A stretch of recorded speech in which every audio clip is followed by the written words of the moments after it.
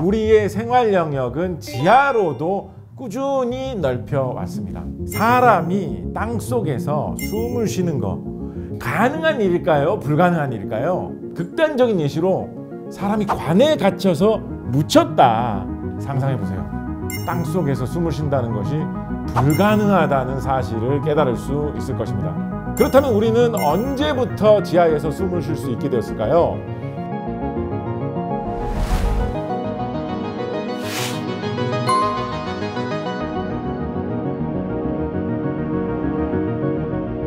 만나뵙게 되어 반갑습니다. 저는 학교에서 학생들을 가르치기도 하고 때론 작가로서 책을 통해 과학의 재미와 상상력을 널리 퍼뜨리고 있는 박재식입니다.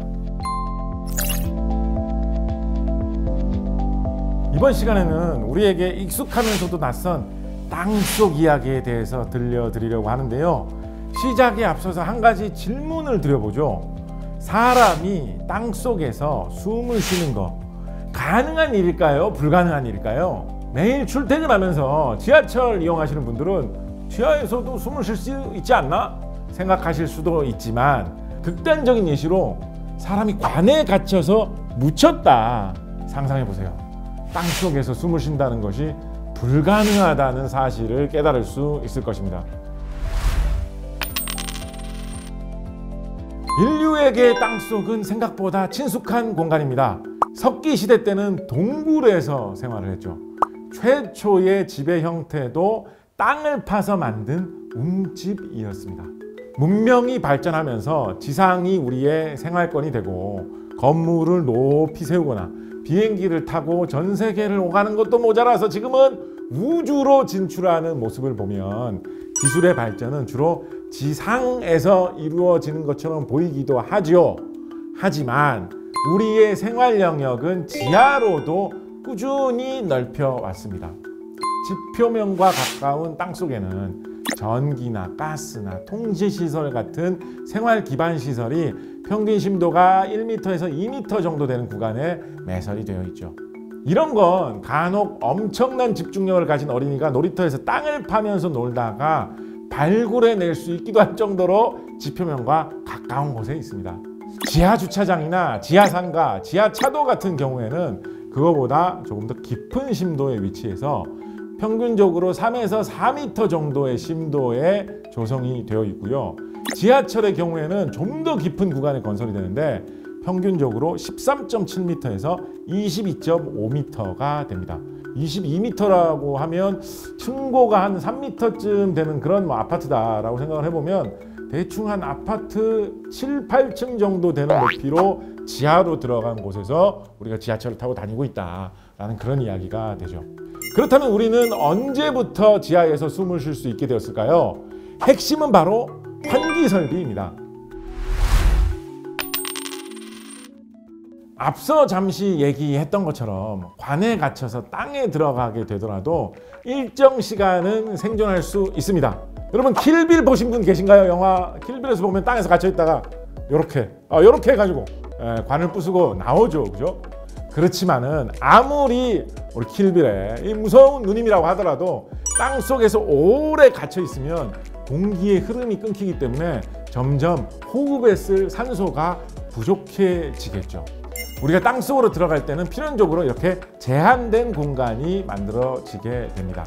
우리가 애용하는 지하철, 지하상가 같은 경우에는 지상과 연결된 출입구가 있고 그게 굉장히 넓기는 하죠. 그렇지만 그럼에도 불구하고 제한된 공간이거든요.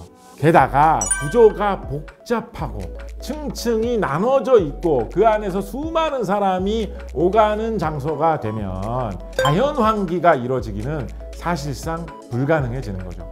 이런 공간에서는 외부의 공기가 들어오고 오염된 내부의 공기가 밖으로 빠져나가는 그런 환기가 필수입니다. 이런 시스템을 잘 알고 있는 생물체가 바로 흰개미인데요. 흰개미의 집에는 흰개미 탑 표면에 수많은 구멍을 열고 닫으면서 공기의 흐름을 조절하고 온도도 일정하게 유지하는 시스템을 갖추고 있다라는 거죠. 우리는 이런 시스템을 기술을 통해서 구현하고 있습니다. 외부 공기를 유입시키고 오염된 내부 공기를 배출하는 환기 시스템을 갖추는 것이 지하 공간 조성의 필수일 수밖에 없습니다. 20세기에 접어들면서 환기나 공조 설비와 같은 기계 설비가 개발되면서 더 깊은 땅속으로 들어갈 수 있게 되었죠. 이 환기 시스템은 지하 공간의 구조에 따라서 적용하는 방식이 다릅니다. 종류가 무척 다양하지만 기본적으로 종류식하고 횡류식이 있어요. 지하차도와 같은 터널 지나가다 보면 천장에 무슨 비행기 엔진처럼 천장에 제트팬이 설치된 거를 볼 수가 있는데, 이 팬이 회전하면서 공기의 흐름을 만드는 것을 종류식이라고 합니다. 횡류식은 공기를 공급하는 급기 통로하고 오염된 공기를 배출하는 배기 통로를 따로 분리해서 터널에다가 이렇게 꽂아 넣듯이 구멍을 뚫어 놓는 이런 방식입니다. 주로 지하상가나 지하철 역사에 이 시스템을 적용하고 있는데요.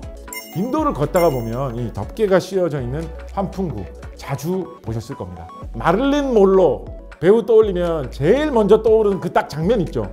그 7년 만에 외출이라는 영화에 나오는 장면인데, 그게 바로 이제 횡류식으로 환풍구가 설치되어 있기 때문이다 라고 생각을 할 수가 있겠죠. 대심도 터널 같은 경우에는 기본적으로 횡류식 시스템을 적용을 했는데, 내부의 공기가 정체되지 않도록 수직구를 만들어 놓은 방식에 더해서 복합적인 시스템을 적용하고 있기도 합니다. 대심도의 이 수직구는 위기 상황에서도 중요한 역할을 합니다.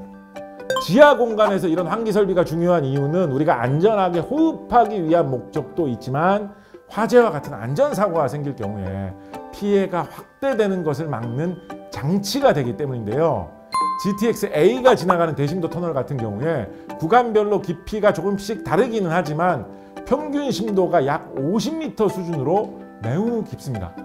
이렇게 깊은 땅 속에서 화재가 발생하면 유독가스를 배출하고 탈출하는 시간을 최대한 길게 확보해야 되죠. GTX-A의 파주에서 삼성 구간은 16개의 환기구가 설치되어 있는데, 화재가 발생했을 때 승강장으로 피난할 수 없다면 가까운 환기구로 탈출하게 설계되어 있습니다.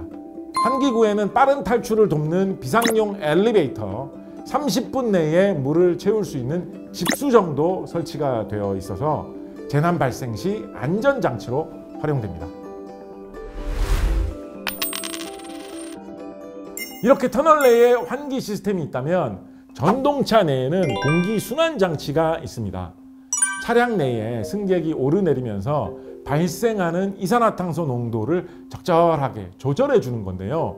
공기 정화 장치가 설치된 것을 쉽게 보실 수 있으실 텐데, GTX 전동차의 경우에는 최고 시속이 180km/h로 굉장히 빠른 속도로 달리기 때문에 차량 내부의 환경을 일정하게 유지할 수 있도록 외부와 공기가 닿는 틈을 막는 기밀 기술이 적용된 것이 특징이죠. 우리 KTX 같은 거 타보시면 너무 빨리 기차가 움직이다 보니까 이 기차가 빨리 움직일 때는 주변에 기압이 좀 낮아지거든요. 그래서 이 귀가 멍멍한 거 이런 거 특히 터널 들락날락 할 때 좀 느끼기 마련이죠, 그죠? GTX 같은 경우에 수많은 사람들이 일상적으로 타고 내리는데 빠르게 움직인다고 해가지고 귀 멍멍한 느낌 이런 거 너무 많이 나면 불편할 수 있잖아요. 그래서 기밀, 완벽하게 공기가 통하는 것을 막아놓았다라는 거죠. 그런데 만약에 이렇게 꼼꼼하게 공기를 막아놓은 이런 기밀 기술이 적용된 공간에 순환 장치가 없다라고 생각한다면 안에서 공기가 얼마나 탁해지겠어요. 외부하고 통하지가 않으니까. 그리고 좀 악몽 같은 상황으로, 이런 악몽과 같은 상황을 막아주는 것이 이 전동차 내부에 장치되어 있는 시설이다 라고 보시면 되겠습니다.